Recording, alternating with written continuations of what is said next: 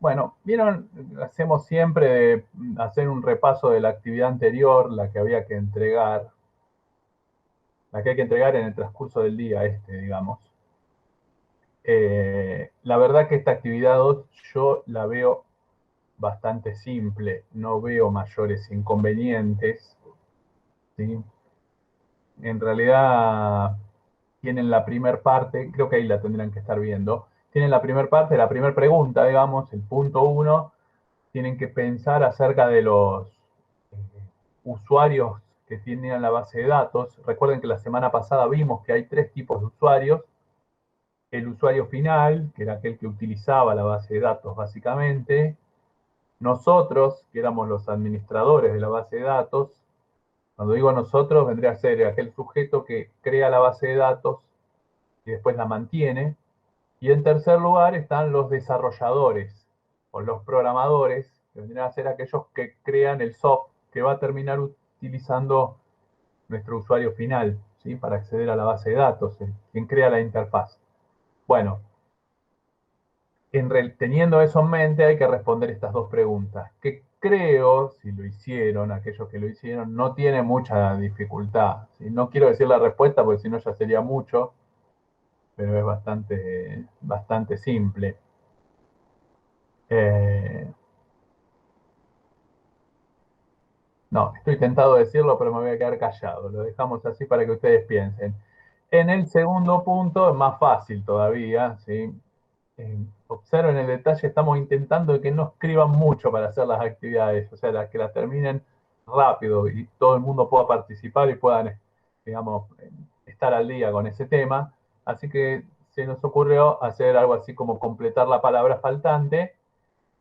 En este caso, lo que hay que repasar un poquito es lo que son los sistemas gestores de base de datos. Acuérdense, esto que está acá, este nombre, el sistema gestor de base de datos es aquella interfaz, aquella aplicación que yo voy a usar para crear mi base de datos, para mantenerla, para crear los usuarios, para cargar las tablas, para hacer consultas, para actualizar datos, para hacer backups, para restaurar esos backups en caso de que algo haya funcionado mal y demás. Todo eso se habla en la clase pasada, está también en el PDF, está breve, digamos, se entiende fácil. Hay que agarrar esas 8 palabras que están ahí y ubicarlas cada uno en el lugar que corresponde. Creo que no hay mucho inconveniente en relación a esto. Yo no sé si alguien que estuvo trabajando ya previamente con esto, o incluso la pudo haber presentado en la actividad, tiene alguna consulta específica para hacerme. Si no, pasamos a los temas que tenemos hoy. Vuelvo al chat por las dudas que alguien haya preguntado ahí.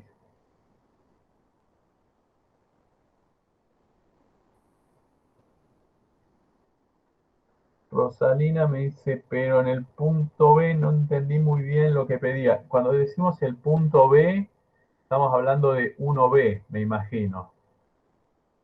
Sí, porque otra cosa no hay. Bueno, a ver, ayudemos un poco más.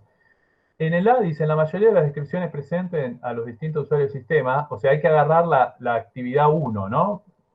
Miren lo que dice. Reflexionar sobre los descritos en los 6 ejemplos que habíamos hecho anteriormente en la actividad 1. Acuérdense que se hablaba de un sistema de base de datos que se implementaba en una escuela y podían acceder los alumnos, los padres, los profesores, los directivos, todo el mundo podía acceder y consultar información en esa base de datos. Eso hay que tener en mente. Entonces, después si preguntan, la mayoría de las descripciones esas, las que están en aquella vieja actividad, mencionan a distintos usuarios del sistema. ¿Ven? Alumnos, padres, docentes, etc. ¿En cuál de las tres categorías de usuario de base de datos deberíamos incluirlo? Ustedes, sí, Finales. no sé quién habló, porque lo pisé. Tomás, ¿oigas vos? Sí, perfecto. Los finales. Van los usuarios de datos finales. El usuario final es la respuesta para la pregunta A. Quiere decir eso que me quedó sin mencionar los administradores de base de datos más los desarrolladores. Entonces ahí sí vamos a la pregunta de Rosalina que dice, si preguntaba, había que responder acerca de lo que hacen los otros dos. Exactamente. Ustedes lo que tienen que poner a continuación es cuáles son las tareas, acá en el B, cuáles son las tareas que tuvieron que haber llevado a cabo los administradores de esa base de datos y cuáles tareas se les ocurren que tendrían que haber llevado a cabo los desarrolladores en un sistema de ese tipo. Así que ahí aplican la creatividad, no la guitarra, ¿sí? Aplican la creatividad y completan como corresponde. Recuperan lo de la clase anterior. Y el siguiente es bastante simple, no les puede ir mal ahí. Es una actividad sencilla. Muy bien. ¿Alguna otra pregunta? Bien, si no me preguntan después. Hola Martín. Bien. Siguiente punto. Vamos a lo que tenemos para hoy. Vamos a dedicarle unos minutitos a lo nuestro. Muy bien.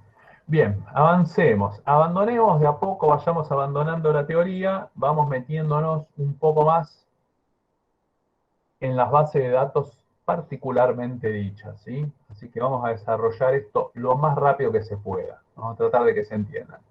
Bueno, la cuestión arranca así. Desde la década del 70 hasta el día de hoy han existido varios tipos de bases de datos, ¿sí? Han ido evolucionando con el paso del tiempo.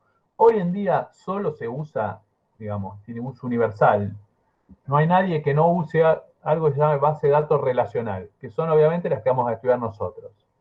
¿Sí? Las bases de datos relacionales tienen ciertas características.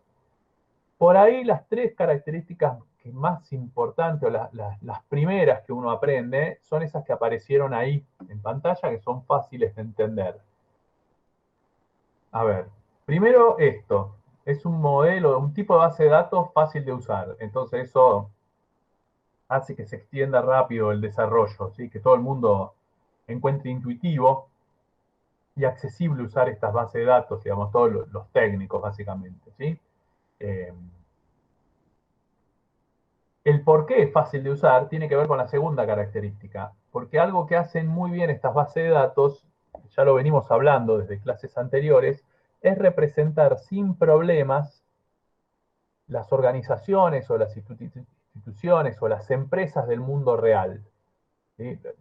Ustedes van a ver cuando terminen, por ejemplo, si hacemos una base de datos para una escuela, para nuestra escuela, y nosotros la creamos, cuando ustedes ven las tablas, cuando ven el esquema de tablas que ustedes crearon, van a ver que están viendo lo que pasa en la escuela. O sea, representa cuál es el flujo de información, cuál es el movimiento de datos dentro de la escuela.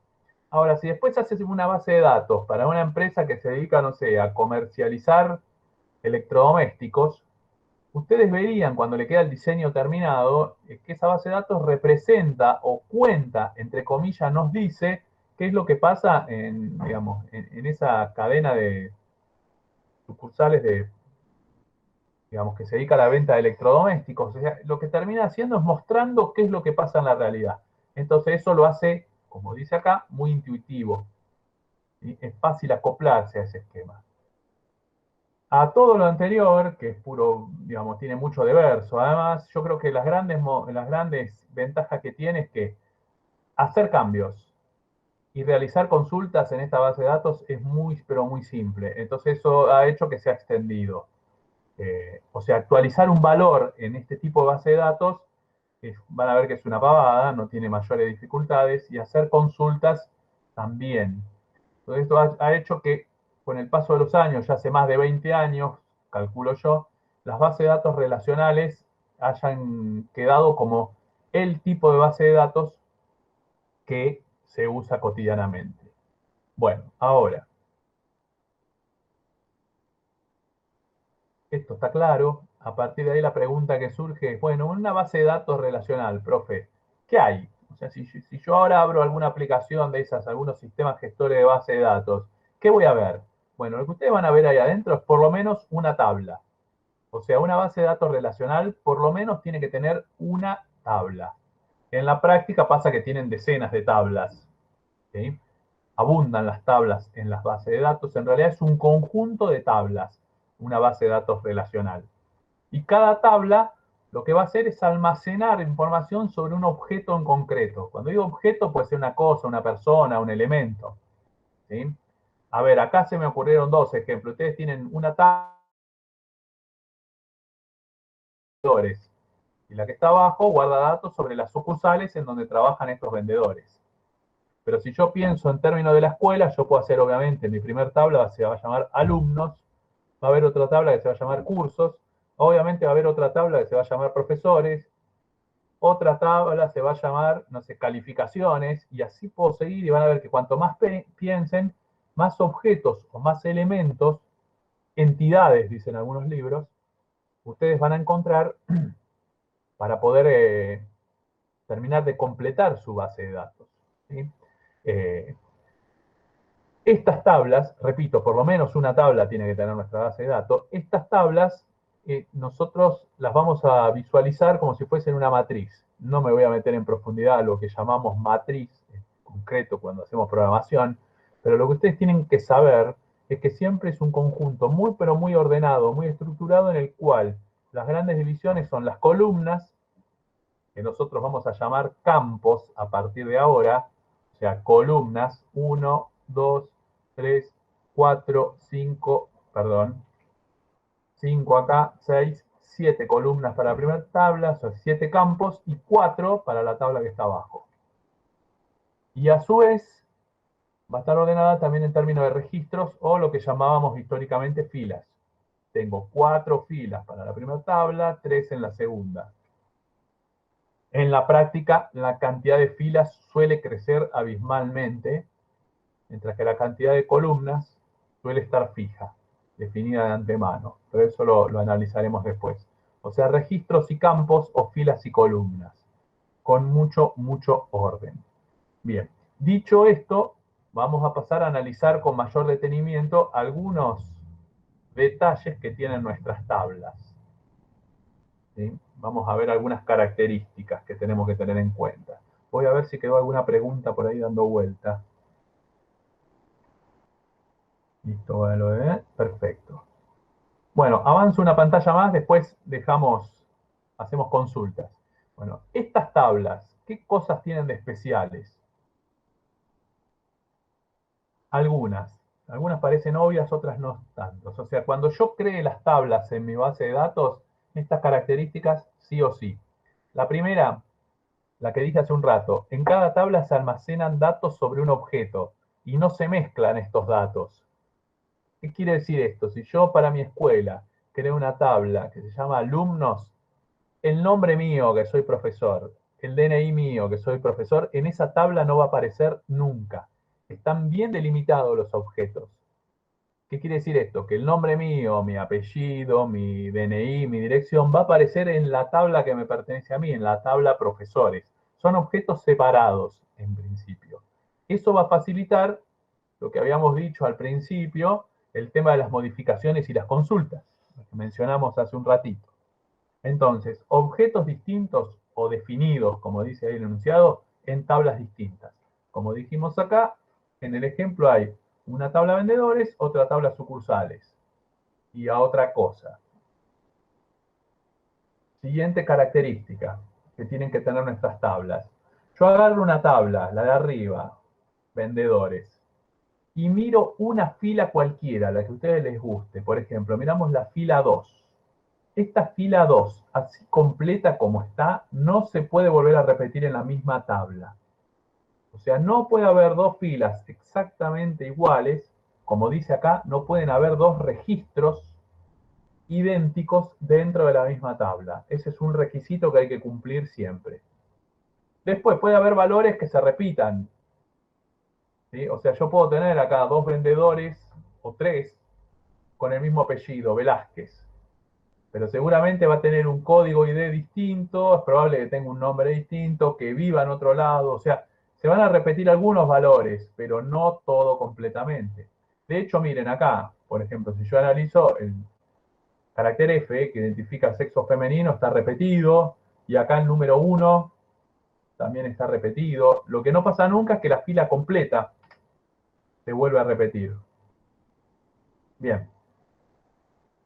Eh, Esto es simple ver, todos los registros tienen que tener el mismo número de columnas, y tiene que ser una tabla, una matriz, básicamente es eso, tiene que estar bien estructurada, no hay problemas ahí. O sea, no debe tener un carácter simétrico, dicen los libros. Bien, otra cosa importante, a nadie le interesa el orden en que se almacenan los registros. ¿Sí? O sea, no es necesario mantener un orden. ¿Qué estoy diciendo con esto? Cuando yo cargué los vendedores acá, no hacía falta que lo ponga, los ordene alfabéticamente. Si quiero lo hago, y si no, no importa, todo funciona igual. El orden de los registros no es una cuestión de importancia acá. Bien, con respecto a los campos, ya para ir terminándolos, los campos tienen nombres. ¿Sí? Con respecto a los nombres, ustedes tienen que mirar algunas cosas que son importantes. Primero, en cada tabla el nombre no se puede repetir. O sea, yo agarro toda esta lista de nombres que está acá arriba, son todos distintos entre sí. Después puede pasar que en distintas tablas sí se repita. Por ejemplo, ven qué dirección está acá en la tabla vendedores, también está en la tabla sucursales. Ese no es problema. Dentro de la misma tabla, los nombres de campo, los nombres de las columnas no se repiten. Bien, sigamos. ¿Qué pasa con los valores? Bueno, cuando uno crea la tabla, cuando uno está creando esta tabla, lo que tiene que definir es qué tipo de valor vamos a cargar en cada columna y cuál va a ser el rango. A ver, cuando yo digo qué tipo de valor, yo lo que estoy pensando es lo siguiente. Miren los tres ejemplos que tengo acá, que después los vamos a profundizar. Cuando pensé en los apellidos, yo acá estoy pensando que voy a cargar texto. Cuando pensé en el código postal, yo definí que acá vamos a cargar números. Es un tipo de dato distinto. Y cuando pensé si tenía estudios secundarios o no, estoy cargando valores lógicos, o sea, sí, no, o verdadero, falso, o 0 y 1 binario. Y bueno, eso lo pienso antes de crear la tabla, porque voy a restringir los valores a esos propios metadatos. Se llaman así, metadatos es las propiedades que van a tener los valores que se cargan en cada columna. A su vez puedo definir la extensión también, o sea, yo puedo venir acá y poner, para los apellidos, no puedo superar los 25 caracteres. O sea, puedo poner, escribir ahí, apellidos que siempre y cuando no superen los 25 caracteres van a entrar en esas celdas, entre comillas. Pero si tengo apellidos más largos, se almacenan los primeros 25. Bueno, eso se llama rango de valores. Acá, en el código postal, yo puedo poner un valor mínimo, un valor máximo, para restringir ese acceso, ese ingreso de datos a los valores que yo desee. Muy bien. Eso para cada una de las columnas. Acá marqué 3, pero se podría pensar lo mismo para cualquiera, ¿no? De las otras. Y lo siguiente, que nos va a dar pie para lo que sigue después, es que es la gran característica de las, yo creo que es una de las más importantes, no sé si es la gran característica de las tablas en el modelo relacional que estamos estudiando, es que yo puedo armar nuevas tablas juntando datos de tablas previas. Yo no sé si se dan cuenta, esta tabla que apareció acá, de dónde saca los datos. Observen una cosita. Estoy tomando... A ver, ¿quién se da cuenta qué es lo que almacené acá? Esa tabla que guardó. Así yo puedo tomar café.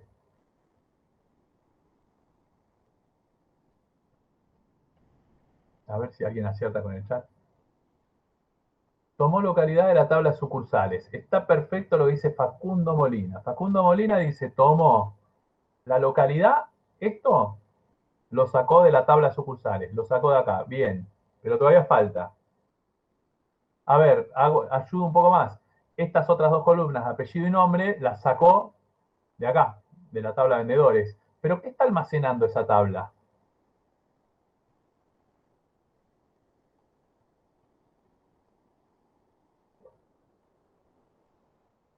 Apellido y nombre de vendedores. Texto, sí, texto está bien, Tursi, pero está acá, es el apellido y nombre de vendedores, pero no están todos los vendedores, porque ¿cuántos vendedores tienen ustedes ahí?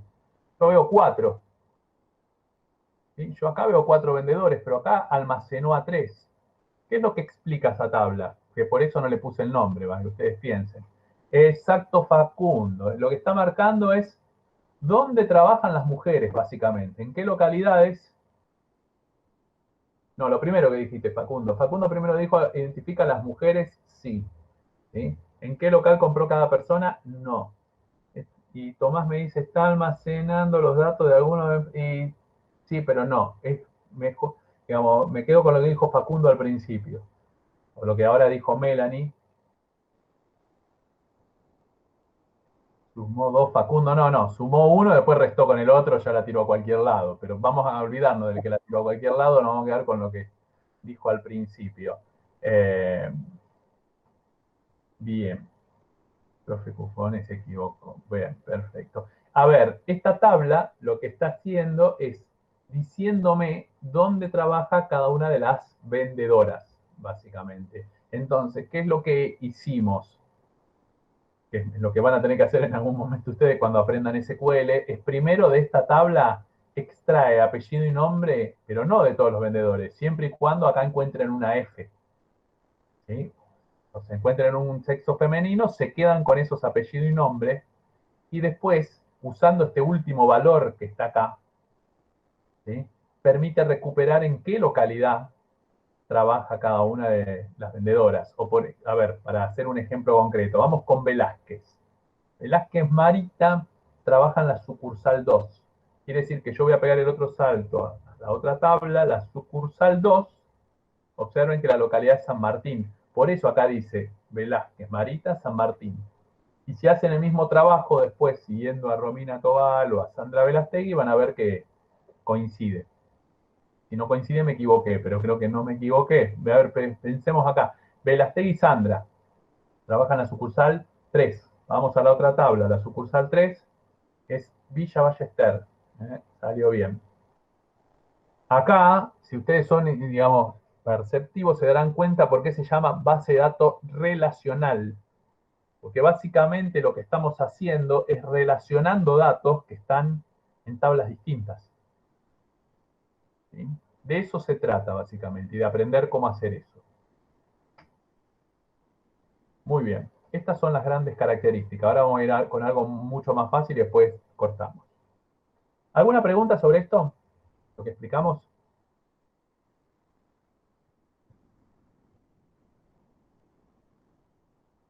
Muy bien. Está fácil, sí, parecería que sí. Muy bien, sigamos entonces. Bien, no sé para qué avancé. Recuerden lo que dije hace un ratito. Se pueden crear nuevas tablas a partir de la relación entre las ya existentes. Bien, hay tres formas de hacer esto. Se llaman operaciones relacionales. O sea, ¿cómo voy a crear una nueva tabla usando una tabla que ya está creada? Bien, la primera de esas es muy fácil, se llama selección. Operación relacional de selección. Se llama, a ver, la definición dice obtener una nueva tabla formada por algunos registros seleccionados de otra tabla. Es un trabalenguas. Es más fácil verlo. Miren lo que pasó acá. Nos concentramos en la tabla de automóviles. ¿Sí? Tenía 4 automóviles yo. Toda completa la tabla. Creé una nueva tabla, pero me quedé nada más los automóviles de color negro. O sea, lo que hice fue de la tabla original analizar acá, encontrar dónde estaba el color negro, lo otro ocultarlo y dejar visible los que cumplen con ese requisito. ¿Ven lo que pasó? Me quedé con 2 registros. Esta nueva tabla no eliminó los otros 2 automóviles, lo único que hace es los oculta, hace las veces de filtro. Fíjense que reduce o filtra registros, pero la cantidad de campos, la cantidad de columnas es igual en la tabla original que en la tabla nueva. Cada vez que ustedes realicen esta tarea con SQL, van a estar haciendo selección. Así se llama esta tarea. Obtener una nueva tabla formada, acá ven, por algunos registros. Solo algunos de los registros seleccionados de otra tabla. Bueno, esto es facilísimo. Lo siguiente también es facilísimo. La segunda forma de filtrar, digamos, de hacer operación relacional, se llama proyección. Y acá lo que pasa es al revés. Vamos con una tabla, pensemos en una tabla cursos para la escuela. Tengo 4 cursos registrados. Tengo su nombre, el turno al que van a la escuela. A ver si recupero el mouse, acá está. La modalidad a la que pertenecen, cuántos alumnos inscritos, etcétera, etcétera. Bien, ahora lo que sucedió es que yo filas sigo viendo la misma cantidad. Tenía 4 filas la tabla, Tiene 4 filas la tabla nueva. Lo que yo oculto y lo que yo dejo visible son campos ahora. Básicamente lo que hice yo fue quedarme con cuántos alumnos hay en cada curso. Me quedé con la segunda columna visible y con la última. A esto se llama proyección, se llama proyectar. Y es otra forma de crear tablas nuevas a partir de la existente. Y hay una tercera que se llama concatenación. La concatenación es como una mezcla de las otras dos un poquito más compleja. Lo que vamos a hacer es obtener una tabla relacionando más de una tabla existente. ¿Sí? Fíjense lo que tenemos acá. A ver, volvimos a las tablas anteriores. La tabla concesionaria original es la que está acá arriba. La tabla automóviles es la que está acá. Y después creé una tabla que se llama concesionarias que poseen automóviles 2013. Básicamente lo que sucedió fue, en la tabla automóviles, el primer rastreo que se hizo fue el año, el modelo. Ven que hay 2 autos 2013, por eso quedaron 2 registros nada más acá. Fíjense que estos autos son, perdón, volvamos acá. Estos autos son el Citroën, que es este, es azul, acá está el color, y el otro 2013 es el Golf, el BW, que es este que está acá, que es el auto negro. Muy bien. Estos datos, o sea, los de la primer columna, los de las primeras 2 columnas, estos que están acá, están extraídos de la tabla automóviles, mientras que la dirección en donde están guardados y el código postal de esa dirección no se extraen de esta tabla acá abajo, se los linkea de la tabla que está acá arriba, de la concesionaria. A ver, ¿qué es lo que se hizo? Para el Citroën, pensemos en el Citroën, este que está acá, es color azul, está en la concesionaria 4. Entonces, para sacar dirección y código postal de la concesionaria, lo que hace mi motor de búsqueda, la base de datos, es pega un salto a la otra tabla, busca el 4, obtiene la dirección, obtiene el código postal. Hace ese linkeo. Entonces, está terminando de unir, o sea, toma campos de alguna de las tablas, los junta o los vincula, los relaciona con campos de la otra tabla. Y eso permite generar una nueva. ¿Sí? Fíjense que se terminan, es como una mezcla de las dos anteriores, porque estoy recortando la cantidad de campos que veo y también estoy recortando la cantidad de registros. Pero a la vez estoy combinando datos de 2 tablas. Esto, o sea, la concatenación, es lo mismo que hicimos, vuelvo para atrás, acá,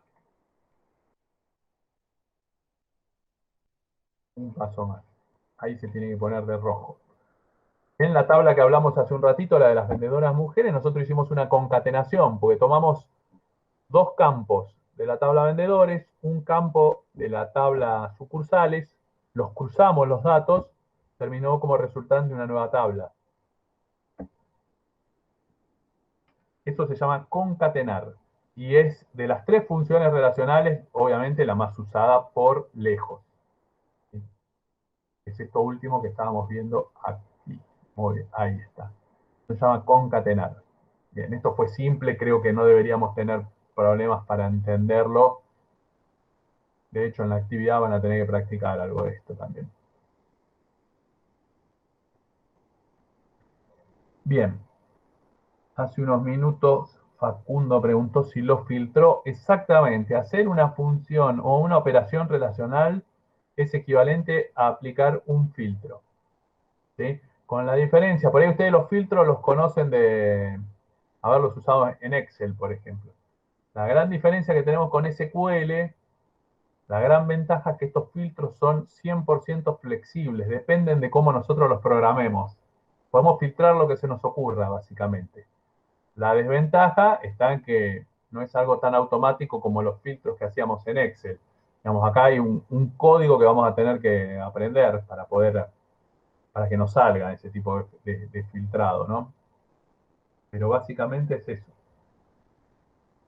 Bien, no sé si hay alguna otra pregunta o algo que haya quedado ahí medio a los tirones de apuro.